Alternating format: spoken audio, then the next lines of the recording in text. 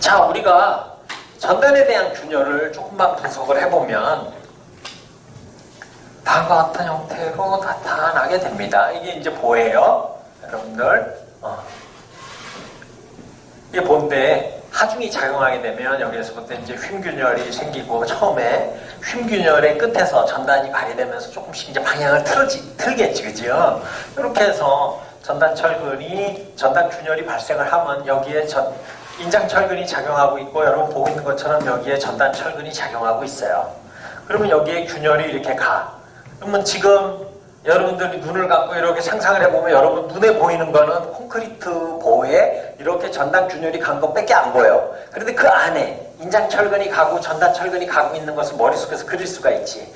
이 형태를 가만히 바라보고 있으니까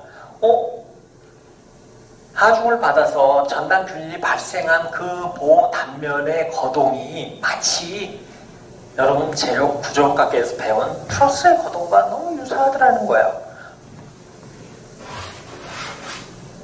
이 부분은 콘크리트가 상연재를 구성하고 있고요. 이 아랫부분은 인장철근이 하연재를 구성하고 있고, 전단철근이 수직재를 구성하고 있고, 요 사이에 콘크리트의 스트럿이 경사재를 구성하고 있다는 거지. 그래? 야, 이거 전단을 받고 있는 요 거동, 전단균열이 발생하고 있는 요 거동 자체를 마치 내가 트러스를 푸는 것처럼 풀면 얘 거동을 좀 쉽게 이해할 수 있지 않을까 하고 생각한 게 트러스 해석입니다. 전단에 대한 거, 피틸립에 대한 거, 이런 것들을 트러스 해석으로 우리는 많이 풀어갈 수가 있어요. 그래서 여기에 주인장 철근이 지나가고, 여기에 압축부의 콘크리트가 마치 상연재와 같은 역할을 하죠. 트러스에서 상연재는 압축을 받잖아, 그치? 트러스에서 수직재와 경사재는 압축을 받을 수도 있고 인장을 받을 수도 있고, 그치? 그래서 경사균열이 발생한 철근 콘크리트를 핀으로 연결된 트러스로 우리가 대체를 해서, 트러스 상단부는 콘크리트의 압축부, 하단 부분은 인장철근을 나타내고, 복부 부재 중 인장을 받는 것은 스트럿이고, 경사균열 사이에 콘크리트가 스트럿, 즉 압축을 받는 역할을, 이 그림을 보니까 이건 완전히 트러스네. 그래서 트러스로서 전단을 해석해 보려고 하는 노력이 있게 됩니다. 이것을 영어로는 트러스 어널러지라고 얘기를 하고, 한국말로는 트러스 해석이라고 얘기를 합니다. 여러분 여기 잠깐만 하이라이트를 한번 해볼까요? 그래서 아까 이 트러스 모형은 스트럿, 콘크리트에 발생하는 응력의 원리를 쉽게 이해하게 해주고 전단 설계의 기초 자료가 될 수는 있습니다만, 이 방법 역시 실제적으로 전단 철근의 거동, 여러 유형의 전단 강도의 전달 메커니즘을 완벽하게 설명할 수는 없다. 이것이 트러스 유사 해석의 약점이라고 굳이 어느 경우도 완벽한 해석법은 없는 거니까, 여러분 수치 해석할 때 유한 요소 해석은 완벽한 건가요?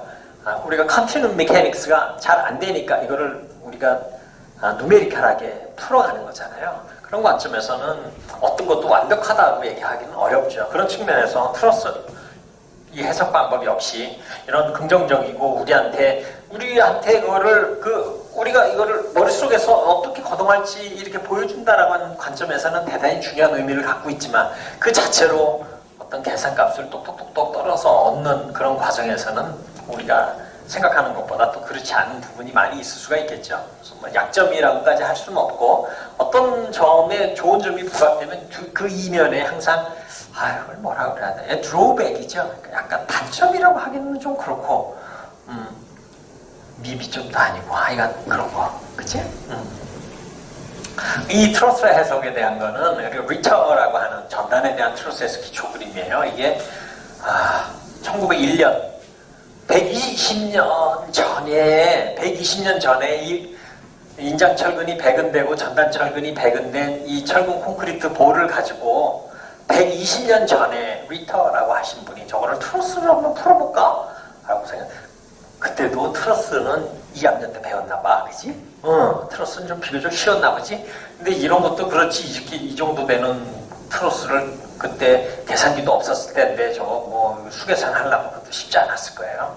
그 리터는 경사압축응력은 트러스의 경사부재로 작용하고 스트는 여기에서 이렇게 스트럿이 이 전단 철근의 끝에서 이쪽 끝으로 작용한다라고 이렇게 생각을 했었던 거죠. 근데 그 다음에 현대 근대 콘크리트의 아버지라고 얘기할 수 있는 독일 슈투트가르트 멜쉐 박사님, 내가 얘기했었어요. 골재 맞물림 작용이 크다라고 얘기했다가 한번 혼나신 분이라고. 멜쉐는 각각의 분리된 경사 압축 부재라고 하는 것보다 얘가 이렇게 여기 분리가 돼서 이 전단철근이 끝에서 아래로 내려오고 또 끝 위에서 아래로 내려오고가 아니라 그렇게 딱딱 끊어진 게 아니라 이렇게 하나의 필드를 형성한다라고 얘기를 한 거예요. 하나의 필드를.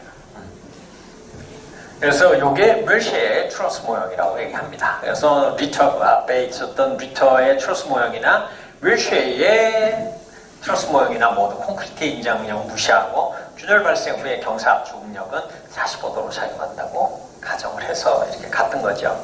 그렇죠?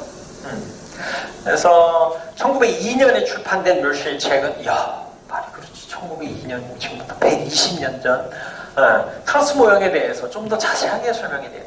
경사 압축력을 받는 경사부재가 반드시 스트랩의 상부에서 다음 스트랩의 바닥으로 배근되지 않아도 된다고 했고, 이래서 경사 압축창 필드를 형성해서 내려온다라고 이렇게 했었던 그런 부분들이 그래서 얘기가 나와 있습니다. 이 경사 압축장 이론, 여기 이 compression field theory라는 것을 기본으로 해서 많은 코드가 최근에 변경이 됩니다. 카나다 코드를 중심으로 해서 미국은 아직 ACI 코드는 변경되지 않았지만 미국 도로시방서는 저 필드를 이용한 쪽으로 해서 변경이 되게 됩니다. 그건 아직 여러분들이랑 얘기할 단계는 아니고요. 우리나라는 아직 규정이 바뀌지 않았고 학부 수준은 아닙니다. 그렇죠? 근데 이 필드를 활용한 트러스 어널러지의 이 경사 압축장 이론이라고 얘기를 하는데 저 압축장 이론을 이용한 전단 그런 설계법에 대한 것들이 요즘에 이제 많이 각광을 받고 있다라고 하는 거죠. 자, 이런 트러스가 이렇게 철근이 실제로 배근이 됐는데 요거를 트러스 어널러지로 하니까 이렇게 나왔어요. 요거는 이렇게 필드를 한 거지. 여러분 이거 말이 그렇지, 이거 컴퓨터 도움 없이 이런 트러스 푸는 거 더 어려워. 그치?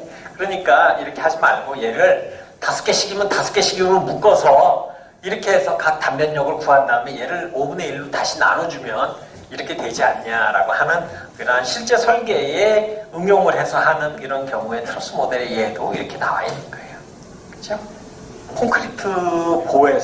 콘크리트 보의 전단을 해석하는 것은 너무너무 어려운 일이었어요. 누차 얘기했지만 그래서 경험식이 몇백 개가 쌓이다 보니까 사람들이 전단에 대해서 어렵다는 선입견을 가지게 되고 전단은 경험식을 총망라한 거기 때문에 설계가 왠지 좀 공학적이지 않은 것 같고 45도로 가정하면서도 또 쓸데없는 45도의 가정 때문에 간격도 다 2분의 1 D보다 줄여야 된다고 하는 이렇게 비논리적인 이런 것들이 너무 많이 비일비재하게 발생. 도대체 이 45도의 각, 임의의 각 세타라고 하는 이 각을 우리는 어떻게 설정해서 갈 수 있을까 하는 걸 갖고 정말 많은 있어요.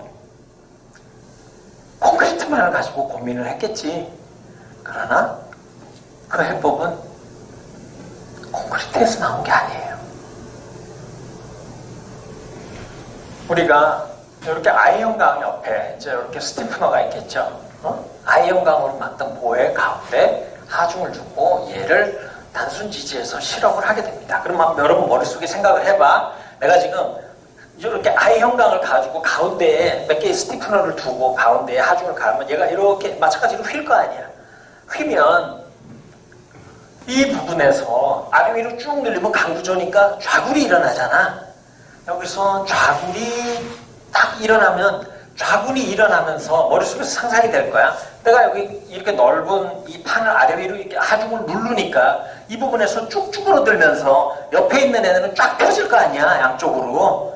이렇게 쭉 펴지는 텐션 필드가 얘가 앞에서 쭉 쭈그러졌지만 그 전단을 정확하는 메커니즘을 제공하는구나 라고 하는 것이 강구조에서 우리가 얻었던 텐션 필드의 개념이에요. 이 텐션 필드의 개념을 콘크리트 볼로 바꿔보는 거야. 아, 콘크리트는 좌굴이 아니겠지. 여기에서 엄청난 균열이 일어나겠지. 엄청난 균열이 일어나면서 좌굴이 일어날 때 옆에가 쫙 펴진 것처럼 좌굴이 쭉 일어나면서 양쪽의 콘크리트는 텐션 필드가 아니라 컴프레션 필드가 쫙 형성이 되는 거야. 압축장이. 그 압축장이 형성되는 각도를 세타라고 하면 우리는 여러분들하고 얘기했었던 평형조건식, 적합조건식, 응력 변형률 관계식 세 식을 통해서 이 필드가 얼마만한 각도로 열리는지를 계산해낼 수가 있겠더라는 거죠. 이게 압축장 이론, Compression Field Theory. 이게 근대의 전단의 콘크리트의 전단 설계를 바꿔놓는 흐름이 됩니다. 이거는 내가 여기서 얘기하는 건 뭐,